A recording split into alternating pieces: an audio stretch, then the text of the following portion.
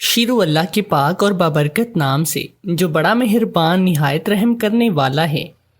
ایسی چیزیں جن سے روزہ ٹوٹ جاتا ہے: جان بوجھ کر کھانا کھانا، جان بوجھ کر جماع کرنا، ارادتاً منی خارج کرنا، جان بوجھ کر قے کرنا، حیض اور نفاس کا خون جاری ہونا، روزے کی نیت ختم کر لینا، مرتد ہو جانا، بے ہوش ہو جانا، خون لگوانا، غذا اور انجیکشن لگوانا جو معدے تک اثر کرتے ہوں۔ روزہ کن حالتوں میں نہیں ٹوٹتا؟ حالت جنابت میں روزہ رکھنا اور بعد میں غسل کرنا، کلی کرنا اور ناک میں پانی چڑھانا۔ ناک میں پانی ڈالتے وقت احتیاط کرنی چاہیے، یعنی کہ پانی کو سانس سے کھینچ کر اندر نہ لے جائیں۔ مسواک کرنے سے بھی روزہ نہیں ٹوٹتا۔ ٹیکا لگوانا، تیل لگانا اور کنگھی کرنا، گرمی کی وجہ سے غسل کرنا، ناک میں دوا ڈالنا، ہنڈیا کا ذائقہ چکھنا، نکسیر آنا، ٹیسٹ کے لیے خون دینا۔ کوک یا پیپسی کی بوتلوں سے دوری اختیار کریں اور مٹھائی یا چاکلیٹ کی بجائے پھلوں کا استعمال کریں۔ ہم اپنے سحر اور افطار میں کون سی غلطیاں کرتے ہیں جن میں پرہیز کرنے سے صحت کو ہونے والے خطرات سے یقینی طور پر بچایا جا سکتا ہے؟ اگر آپ روزانہ لال شربت پی کر افطاری کرتے ہیں تو ایسا بالکل مت کیجیے، ورنہ صحت کو نقصان پہنچنے کا اندیشہ ہے۔ اگر آپ افطاری کے فوراً بعد پانی سے اپنا پیٹ بھر لیتے ہیں تو اس سے آپ کا پیٹ سخت ہو جائے گا، جس سے آپ کو مشکلات کا دوچار ہونا پڑے گا۔ آپ کو افطاری کے وقت ہوش مندی سے کام لیتے ہوئے صرف پانی کے چند گھونٹ پینے چاہیے، اور پھر ضرورت پڑنے پر 2 گھنٹے کے بعد وقفے سے پانی پیا جا سکتا ہے۔ چند نوجوان افطاری کے فوراً بعد باڈی بلڈنگ کلب کا رخ کرتے ہیں، مگر یہ بھی انسانی صحت کے لیے کسی خطرے سے کم نہیں، جس کی بنیادی وجہ یہ ہے کہ افطاری کے بعد ہمارے جسم میں خون کا بڑھاؤ بڑھ جاتا ہے، اس لیے اس وقت آپ کا ورزش کرنا انتہائی نقصان دہ ہو سکتا ہے۔ جو لوگ بھی ورزش کے خواہش مند ہیں ان کو چاہیے کہ کم از کم افطاری کرنے کے 2 گھنٹے کے بعد جب آپ کا کھایا ہوا سب کچھ ہضم ہو جائے تو اس کے بعد کسی بھی قسم کی ورزش کرنے میں کوئی دقت نہیں ہوگی۔ اگر رمضان میں آپ کا وزن دن بدن کم ہوتا جا رہا ہے تو اس میں پریشان ہونے کی ضرورت نہیں، کیونکہ ہم بتا رہے ہیں اس کا بہت ہی آسان حل۔ اگر افطاری کے بعد کھانا کھانے کے لیے اپنا منہ تیزی سے چلاتے ہوئے اچھی طرح چبا چبا کر کھانا کھایا جائے تو اس سے آپ کا وزن برقرار رہے گا۔ اگر آپ تراویح پڑھتے ہوئے اونگتے ہیں اور جسم میں سستی چڑھ جاتی ہے تو اس مسئلے سے چھٹکارا پانا ممکن بھی ہے اور ضروری بھی۔ بس اس کے لیے ضروری ہے کہ کھانا کھانے کے بعد میٹھا کھانے سے گریز کریں۔ ویسے یہ کام تو شوگر کے مریضوں کے لیے آسان ہے، کیونکہ وہ تو رمضان تو کیا عید کے دن بھی میٹھا کھانے سے گریز کرتے ہیں۔ سحری میں کیلے کھانے سے آپ کو دن بھر پیاس کی شدت سے چھٹکارا مل سکتا ہے۔ اگر یقین نہیں آتا تو آزما لیں، کیونکہ آزمائش شرط ہے۔ اس کے علاوہ سحری میں دودھ، کدو، خشک آڑو، مٹر وغیرہ کا استعمال بھی مفید ہے۔ لیکن اگر آپ کو دن بھر پیاس، بھوک اور سینے کی جلن رہتی ہو تو آپ کو بالخصوص بریانی، کباب، پیزا، فاسٹ فوڈ، حلیم اور اس جیسی چیزوں سے لوازمات سے مکمل پرہیز کرنی چاہیے، تاکہ آپ کا روزہ خوشی خوشی اپنے اختتام کو پہنچ سکے۔ سحری کے وقت آلو، چاول، کھجور اور کیلے کا استعمال یقینی طور پر آپ کے پورے دن کے لیے مفید ثابت ہو سکتا ہے۔ پانی کا زیادہ استعمال بھی کارآمد ہو سکتا ہے، بس احتیاط یہ کیجیے کہ پانی کی مقدار اس قدر زیادہ نہ ہو جائے کہ دوران روزہ وہ آپ کے منہ سے باہر آ جائے۔ افطاری میں صحت بخش جوس ضرور نوش کرنا چاہیے تاکہ جسم میں کمزوری نہ رہے۔ سحری میں پیٹ بھر کر کھانا غلط طرز عمل ہے، اس سے معدے کا نظام وغیرہ محرک ہو جاتا ہے اور نظام ہضم کو شدید نقصان پہنچاتا ہے۔ ہمارا معدہ ایک خاص مقدار تک کی غذا ہضم کرنے کی صلاحیت رکھتا ہے۔ مخصوص مقدار سے زائد غذا اکثر مختلف بیماریوں کا باعث بنتی ہے، جیسے ڈائریا، تیزابیت اور معدے کا انفیکشن وغیرہ۔ زیادہ کھانے سے موشن شروع ہو جائیں تو شدید کمزوری لاحق ہوتی ہے، پھر دوستوں کے ساتھ الٹیاں متاثرہ شخص کو مزید لاغر کر دیتی ہیں۔ لہٰذا اول تو کسی بھی قسم کی بھاری غذا کا استعمال ہرگز نہ کریں، اور اگر بھاری غذا استعمال کر بھی رہی ہیں تو کم مقدار میں لیں۔ سحری میں گھی میں ڈوبے پراٹھوں کی جگہ کوشش کریں کہ سادہ روٹی یا ڈبل روٹی یا استعمال کریں، یا معدے کے لیے مفید ہے۔ ان کے ساتھ دال یا کم روغن والا سالن استعمال میں کھانے کے بعد توانائی پہنچانے والا کوئی بھی جوس یا تازہ پھلوں کا رس استعمال کر سکتی ہیں۔ ان سب چیزوں کے ساتھ ساتھ سحری میں کوئی سا ایک پھل ضرور استعمال کریں اور اسے اپنی عادت بنا لیں۔ رمضان کے بعد ایسا ہی ناشتہ کرنے کی عادت ڈالیں، انشاءاللہ کبھی معدے کی کوئی شکایت نہیں ہوگی۔ سحری میں چاول سے بنی ہوئی ڈشز بہت کم استعمال کریں۔ نہاری، سری پائے، بینگن اور گوبھی وغیرہ سے بھی پرہیز کریں۔ اگر مذکورہ غذائیں سحری میں استعمال کی جائیں تو بد ہضمی کی شکایت ہو سکتی ہے۔ البتہ کبھی کبھار استعمال کرنے میں کوئی مذائقہ نہیں، لیکن کوشش کریں کہ کم مقدار میں کھائیں، ورنہ پورا دن کھٹی ڈکاریں آئیں گی اور تیزابیت کی شکایت بھی ہو سکتی ہے۔ ایک اور بات کا بہت خیال رہے کہ سحری میں انڈا، اس سے بنی ہوئی چیزیں کم سے کم استعمال کریں یا بالکل بھی نہ کھائیں۔ ایسی غذاؤں سے پیاس کی شدت بڑھ جاتی ہے۔ ان احتیاطی تدابیر سے افطار تک انشاءاللہ بہت اچھا گزرے گا۔ سحری کے بعد آرام بالکل نہ کریں، اپنے روزمرہ کام سر انجام دیتے رہیں اور خود کو مصروف رکھیں۔ سحری کے فوراً بعد آرام سے جسم میں سستی آتی ہے جو معدے کا سائز بڑھاتی ہے اور پیٹ بھرا ہوا اور پھولا ہوا محسوس ہوتا ہے۔ افطار، روزہ ہمیشہ کھجور یا نمک سے افطار کریں۔ طبی اور مذہبی اعتبار سے اس کی بڑی اہمیت ہے۔ یہ دونوں چیزیں صحت کے لیے نہایت ہی مفید ہیں۔ کھجور کے فوراً بعد تھوڑا سا نیم گرم پانی استعمال کریں، یہ بھی معدے کی کارکردگی کو بڑھاتا ہے۔ سحری کی طرح افطاری بھی روغنی اشیاء کا استعمال کم سے کم کریں یا بالکل بھی نہ کریں۔ افطاری میں دہی بلے، سبزی کے پکوڑے، فروٹ چاٹ، فریش جوس یا گلوکوز لے سکتی ہیں۔ سموسے اور رول وغیرہ کا استعمال کم کریں۔ اگر آپ چاہتے ہیں کہ پورا رمضان المبارک صحت مند رہیں اور معدے کی بیماریوں سے بچے رہیں تو افطاری کے فوراً بعد کھانا نہ کھائیں بلکہ 2 گھنٹے کے بعد کھائیں۔ عادت بنا لیں کہ افطاری کے بعد تھوڑی سی بہت چہل قدمی ضرور کرنی ہے۔ مرد حضرات تراویح وغیرہ پڑھتے ہیں تو ان سے ورزش ہو جاتی ہے اور کھانا ہضم ہو جاتا ہے۔ خواتین کے لیے ضروری ہے کہ وہ کھانے سے پہلے اور افطاری کی کچھ دیر کے بعد چہل قدمی کریں تاکہ کھانا ہضم ہو جائے، ورنہ کھانا کھانے کے بعد سونے سے کھانا ٹھیک سے ہضم نہیں ہوگا اور سحری میں بھاری بھاری سا محسوس ہوگا۔ یہ طرز عمل صحت کے لیے کسی طور پر مناسب نہیں۔ سحری اور افطاری کا خاص شیڈیول بنائیں اور پھر پورا مہینہ اس پر سختی سے عمل کریں تاکہ تمام روزمرہ کے کام بھی متاثر نہ ہوں اور عبادت کا لطف و ثواب بھی پورا حاصل ہو سکے۔ افطاری کے بعد وقتاً فوقتاً کوشش کریں کہ تازہ پھلوں کا جوس استعمال میں رہے تاکہ جسم اور جان میں طاقت رہے۔ ویسے بھی ہر خاص و عام جانتا ہے کہ توانائی کی بحالی تازہ پھلوں کے رس سے ہی ممکن ہے۔ تو دوستو اب چلتے ہیں آج کی سبق آموز اور دلچسپ کہانی کی جانب۔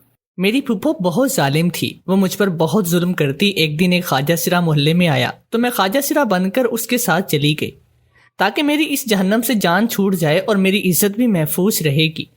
گرو نے مجھے ناچنا سکھایا اور لوریاں مانگنے کے لیے ساتھ لے جاتا۔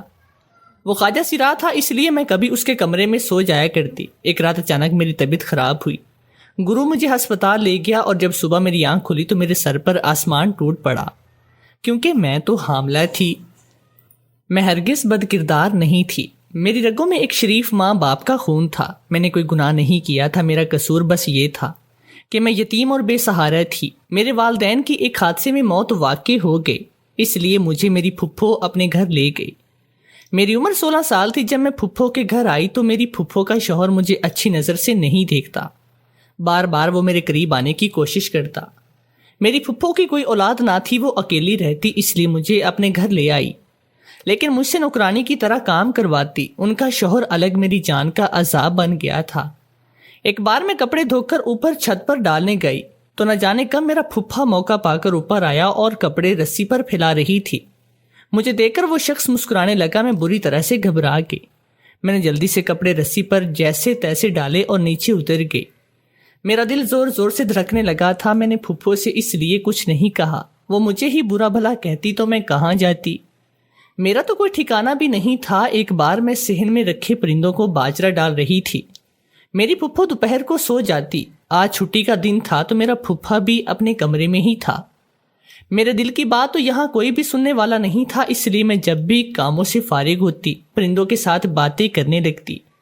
اب بھی میں گنگنا رہی تھی جب میرے عقب سے کسی نے آ کر میرے منہ پر ہاتھ رکھا۔ دوپہر کا وقت تھا، گرمیوں کے دن تھے، اس لیے موقع پا کر وہ پھپھا مجھے کونے میں لے گیا۔ پھر اس نے میرے منہ سے ہاتھ اٹھایا لیکن میرا ہاتھ پکڑ لیا۔ میں اس کی حرکت پر حیران و پریشان سی رہ گئی۔ میں نے کہا یہ کیا بدتمیزی ہے، میں شور مچا دوں گا، چھوڑو میرا ہاتھ۔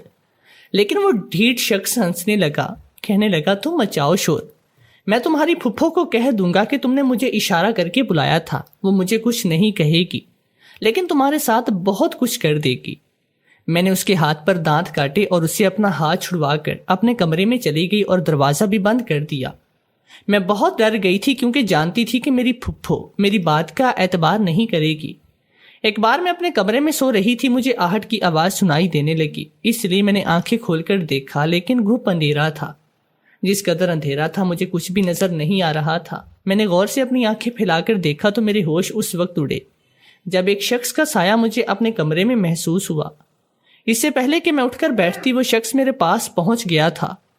میری کھلی آنکھیں دیکھ کر اس نے میرے منہ پر ہاتھ رکھ دیا، پھر میرے کان کے پاس آ کر کہنے لگا چپ چاپ میری خواہش پوری کر دو ورنہ میں تمہاری پھپھو سے کہہ دوں گا کہ اسی نے مجھے اپنے کمرے میں بلایا ہے۔ میرا سر یہ سن کر چکرانے لگا۔ وہ شخص مجھے گناہ کے لیے دھمکانے لگا۔ میں اس کی بات نہیں مان سکتی تھی، کبھی بھی ایسا گناہ نہیں کر سکتی تھی، اس لیے میں نے انکار کر دیا۔ میری آواز اس خاموشی میں گونجنے لگی تھی۔ وہ شخص مجھ سے زبردستی کرنے لگا تھا اور میں شور نہیں مچا سکوں وہ بار بار میری آواز بند کرنے کے لیے میرے منہ پر ہاتھ رکھ دیتا، لیکن شور کی وجہ سے میرے کمرے کا دروازہ بجنے لگا تھا۔ وہ شخص بہت ہی زیادہ خوف زدہ ہو گیا۔ میں نے اس شخص سے اپنا آپ چھڑوایا اور جا کر دروازہ کھول دیا۔ میری پھپھو میرے سامنے کھڑی تھی، میں بے تحاشا رو رہی تھی۔ پھپھا نے کہا کہ میں نے اسے کمرے میں بلایا تھا۔ میرے انکار پر بھی پھپھو نے میری بات پر یقین نہیں کیا اور مجھے بدچلن کہنے لگی اور مجھے بہت ہی مارا۔ کہنے لگی کہ تم میرے لیے مر گئی، دفع ہو جاؤ میرے گھر سے۔ میں پھپھو کے قدموں میں بیٹھ کر رونے لگی اور کہنے لگی میری بات کا اعتبار کریں، لیکن پھپھو نے مجھے گھر سے باہر نکال دیا۔ میں روتے ہوئے گھر سے باہر نکلی تھی، سنسان راستے پر جا رہی تھی۔ میں ایک فٹ پاتھ پر بیٹھ گئی، کچھ ہی دیر میں وہاں ایک بڑی سی بس آ کر رک گئی۔ وہ بس وہیں خراب ہو گئی جہاں میں بیٹھی تھی۔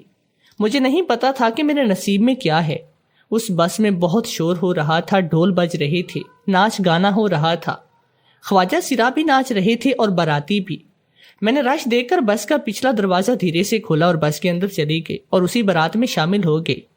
اس بار تو اللہ نے میری عزت بچا لی، لیکن میں یہ سوچ رہی تھی کہ اگر میں یوں ہی سڑکوں پر ماری ماری پھرتی رہی تو کب تک خود کو بچاؤں گی۔ وہ باراتی جب ایک گھر کے سامنے روک کر نیچے اتر گئے تو میں چادر سے منہ چھپائے بیٹھی تھی۔ میرے برابر میں بھی ایک خواجہ سرا بیٹھا تھا، اس لیے میں بھی اس خواجہ سرا کے ساتھ گھر میں داخل ہو گئے۔ وہاں بڑے سے صحن میں دوپٹے سے گھونگھٹ نکالے اس باراتیوں میں بھی ناچنے لگی۔ میں ننگے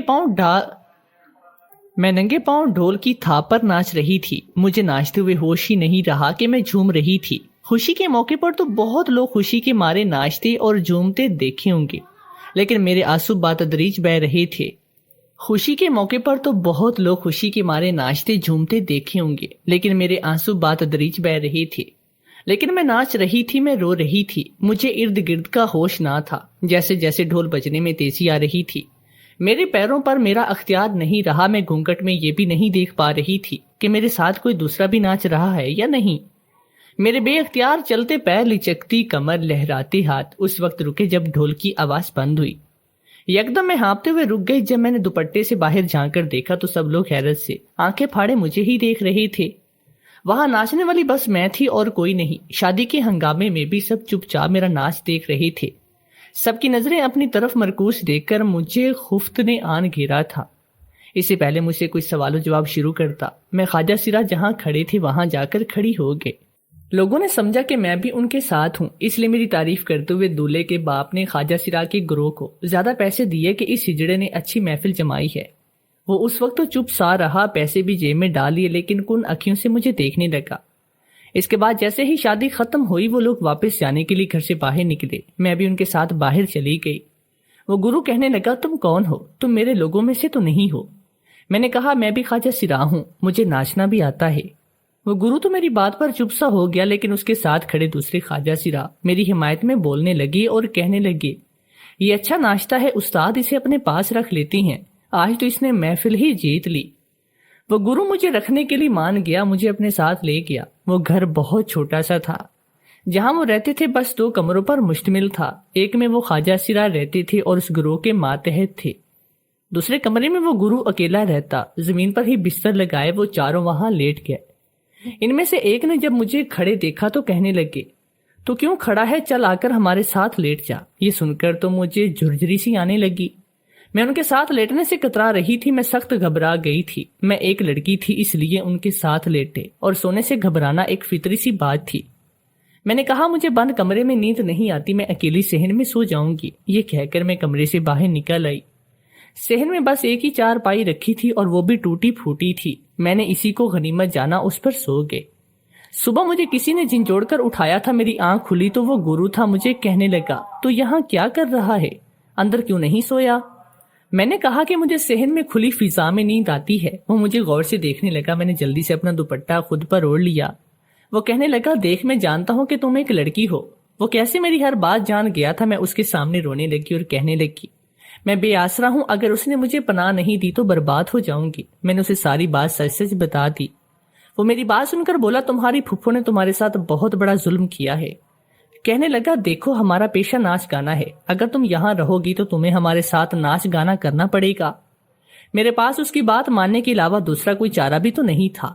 وہ گرو مجھے شادیوں میں لے کر جاتا، میں بھی انہی کی طرح ناچنے لگتی، لیکن عجیب بات یہ تھی کہ میرا ناچ گانا وہاں سب کو پسند آتا۔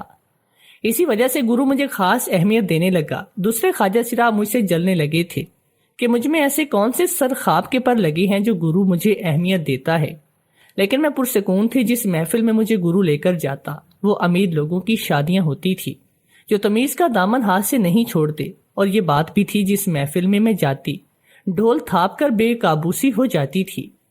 جب میرا ناچ گانا شروع ہوتا اور جیسے جیسے میں ڈھول پر تیزی سے پاؤں چلاتی اور ناچتی، لوگ دانتوں تلے انگلیاں لے لیتے۔ اس محفل کو میں لوٹ لیتی تھی، لاکھوں روپے مجھ پر لوگ لٹانے کے لیے تیار ہو جاتے تھے۔ وہ گرو میری حفاظت کسی اپنے کی طرح سے کرنے لگا۔ وہ مجھے سڑکوں پر مانگنے کے لیے ایک بار ہی لے کر گیا تھا، لیکن وہاں من چلے مجھے دیکھ کر کچھ متجذب ہو گئے تھے۔ یہ ہجڑا تو بالکل لڑکی جیسا ہے، یہ سن کر میں ڈر سی گئی۔ وہ لڑکے میری جانب بڑھنے لگے اور چھیڑ چھاڑ کرنے لگے۔ میں نے گرو کو آواز دی۔ وہ گرو کچھ دور تھا، میری آواز سن کر بھاگتا ہوا میرے پاس آیا۔ میں ڈر کے اس گرو کے پیچھے چھپ گئی۔ وہ نوجوان اس گرو سے کہنے لگا، اس ہجڑے کو کچھ دیر کے لیے ہمارے حوالے کر دو، ہم تمہیں اچھے پیسے دیں گے۔ لیکن گرو نے انکار کر دیا۔ اس پر وہ نوجوان پھر بھی میری طرف بڑھنے لگا۔ گرو آپے سے باہر ہو گیا، اس نے ان نوجوانوں کو پیٹ کر رکھ دیا۔ اس کے بعد وہ مجھے گلی کوچوں میں نہیں لے کر جاتا جہاں یہ ڈر ہو کہ مجھ سے کوئی بدتمیزی کرے گا۔ اس گرو کی بے جا عنایتیں دیکھ کر ایک بار باقی کے خواجہ سرا گرو سے لڑنے لگے اور کہنے لگے، کیا یہ نواب ہے جو بڑی محفلوں میں ہی جاتا ہے اور ہمیں تم روز سڑکوں پر بھی نچواتی ہو اور چھوٹی محفلوں میں بھی؟ گرو کہنے لگا، وہ اتنے پیسے ایک محفل میں کما لیتا ہے، تم لوگ مہینے میں بھی نہیں کما پاتے، اس لیے مجھ سے دوبارہ بحث نہیں کرنا۔ وہ لوگ اب مجھ سے خار کھانے لگے تھے۔ میں صحن میں سو رہی تھی، انہوں نے صحن میں چوہے چھوڑ دیے۔ میں تو بری طرح سے چونک اٹھی۔ میرے چیخنے چلانے پر وہ گرو کمرے سے باہر آ گیا۔ مجھے خوفزدہ دیکھ کر وہ مجھے اپنے کمرے میں لے گیا، اپنے بیڈ پر مجھے لٹا کر خود باہر صحن میں چلا گیا۔ ایک بار وہ مجھے ایک شادی میں لے کر گیا، وہاں شراب عام تھی۔ مجھے بھی ویٹر نے گلاس جوس کا کہہ کر شراب پلا دی۔ جب ڈھول بجنے لگا تو میں اپنی دھن میں ناچ رہی تھی، میں جھوم رہی تھی، ارد گرد سے بے خبر تھی۔ لیکن وہاں کھڑے نوجوانوں میں سے ایک نوجوان میری طرف بڑھا، بے باکی سے بڑھنے لگا۔ مجھے ہوش تب آیا جب مجھے ایک نوجوان نے اپنے حصار میں لیا تھا۔ میں کرنٹ کھا کر پیچھے ہٹی تھی، کچھ پل کے لیے شاید اس نوجوان کا بھی نشہ ٹوٹا تھا۔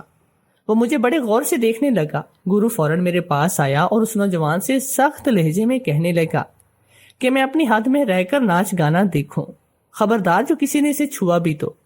میں اس گرو کے پیچھے ایسے چھپ گئے جیسے وہی میرا محافظ ہو۔ وہ نوجوان اپنی ہی سرمستی میں جھوم رہے تھے، شراب کے نشے میں چور تھے۔ ان میں سے ایک کہنے لگا، اس میں ایسی کیا خاص بات ہے؟ جب ہم باقی خواجہ سرا کے ساتھ بھی چھوٹی موٹی تفریح کر لیتے ہیں تو اس کے ساتھ کیوں نہیں؟ میرے گرو نے میرا ہاتھ پکڑا اور کہا، ہمیں آپ کی محفل میں رونق نہیں لگانی۔ یہ کہہ کر وہ مجھے اپنے ساتھ واپس گھر لے گیا۔ باقی کے خواجہ سرا گرو کا یہ رویہ دیکھ کر حیران ہوئے، لیکن میں دل ہی دل میں خوش تھی کہ وہ میری حفاظت کرتا ہے۔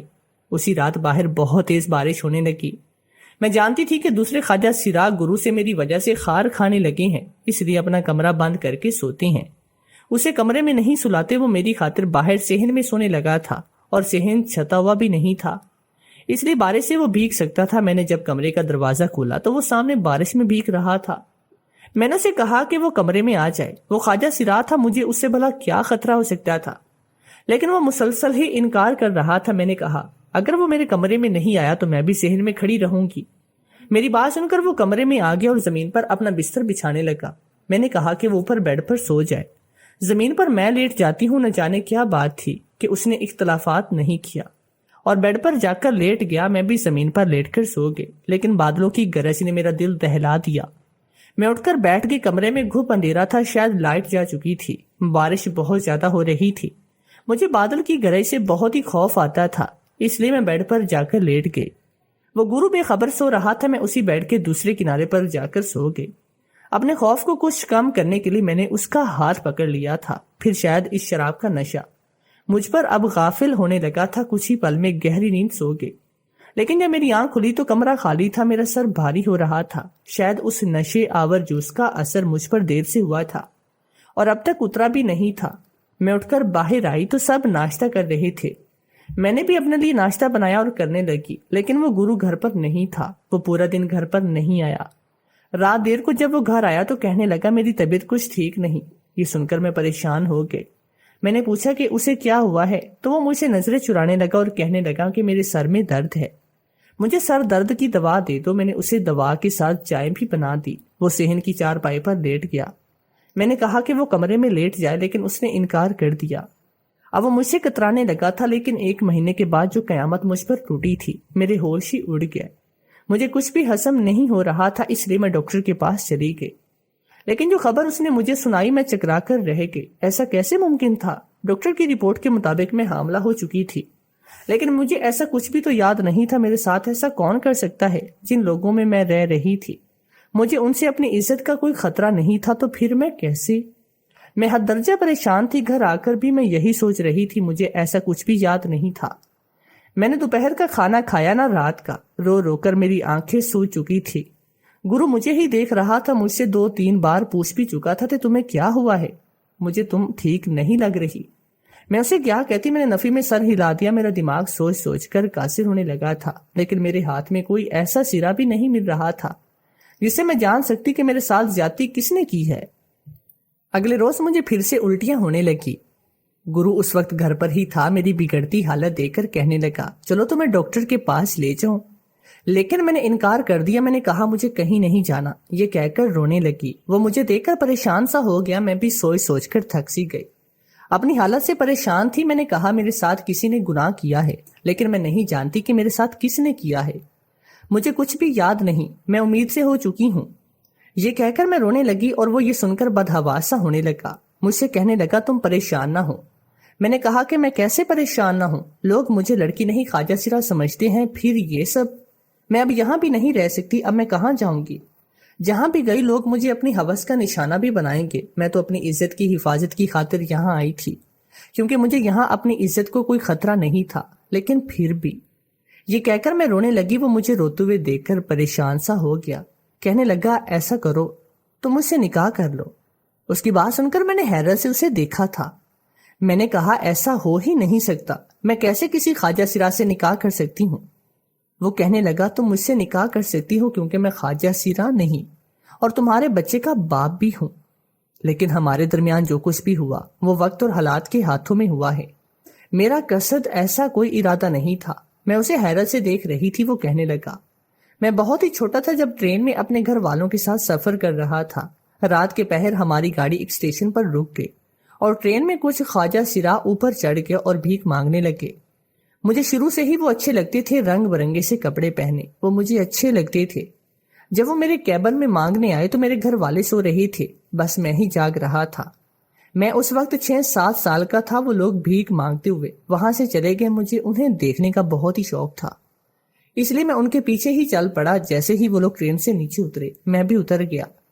میرے گھر والوں کو خبر تک نہ ہوئی کہ میں کہاں ہوں۔ میرے سامنے میری ٹرین جا چکی تھی، اسے جاتا دیکھ کر میں رونے لگا تو وہی خواجہ سرا میری آواز سن کر میرے پاس آگے میں نے روتے ہوئے کہا میرے گھر والے ٹرین میں تھے۔ اس شخص نے بہت کوشش کی کہ مجھے اگلے اسٹیشن میں میرے گھر والوں سے ملوا دے، لیکن وہ کامیاب نہیں ہو سکا۔ اس لیے اس نے میری پرورش کرنی شروع کر دی اور میں یہ سب کام سیکھ گیا۔ مجھے تو یہی لگنے لگا تھا کہ میں بھی خواجہ سراہی ہوں، لیکن جب تم زندگی میں آئی ہو تو سب کچھ الٹا پلٹ ہو گیا ہے۔ نہ چاہتے ہوئے بھی مجھے تم اچھی لگنے لگی۔ کوئی تمہیں بری نظر سے دیکھتا تو میرا جی چاہتا ہے میں اس کی آنکھیں نوچ لوں۔ میں نے بہت بار چاہا کہ تمہیں سچ بتا دوں، لیکن میری ہمت نہ ہوئی۔ اس رات بارش میں اس لیے میں کمرے میں نہیں آنا چاہتا تھا، لیکن تم مجھے زبردستی اندر لے گئی۔ میں نہیں جانتا تھا کہ کب تم میرے بیڈ پر آ کر لیٹی تھی، لیکن جب میری آنکھ کھلی تو میرے بہت ہی قریب تھی۔ مجھے تم اچھی بہت پہلے سے لگتی تھی، اس لیے میں بہت بہک گیا تھا۔ ہوش مجھے اس وقت آیا جب میں یہ کہہ کر وہ چپ ہو گیا۔ تمہیں شاید شراب کے نشے نے غافل کر دیا، لیکن مجھ پر شاید وقتی طور پر شیطان حاوی ہوا تھا۔ اس کے بعد میں تم سے نظریں نہیں ملا پا رہا تھا۔ بہت بار سوچا کہ اپنے جرم کا اعتراف کروں، لیکن پھر یہ سوچا کہ تم میرے بارے میں غلط سوچو گی، کہیں مجھے چھوڑ کر ہی نہ چلی جاؤ۔ میں اسے کیا کہتی جس کے اپنی آنکھوں سے آنسو بہ رہے تھے؟ وہ اپنے کیے پر نادم تھا۔ کہنے لگا میں تم سے محبت کرنے لگا ہوں، تمہاری جدائی برداشت نہیں کر سکوں گا، نہ تمہیں کسی میں تکلیف میں دیکھ سکتا ہوں۔ ہم دونوں رات کے اندھیرے میں ہی گھر سے نکل جائیں گے، کیونکہ ہمیں اب خواجہ سرا کی زندگی نہیں جینی، نہ ہی وہاں رہنا ہے۔ اس لیے ایک دوسرے گاؤں میں جا کر ہم نے نکاح کیا۔ میرے شوہر کو ڈھول بھی بہت اچھا بجانا آتا تھا، اس لیے وہ شادیوں پر ڈھول بجا کر پیسے کمانے لگا۔ ہم روکھی سوکھی کھاتے ہیں، لیکن ایک دوسرے کے ساتھ بہت ہی زیادہ خوش ہیں، اور یقین کریں کہ زندگی اسی کا نام ہے، نہ کہ مال و دولت یا پیسہ یا گاڑی کا نام ہے۔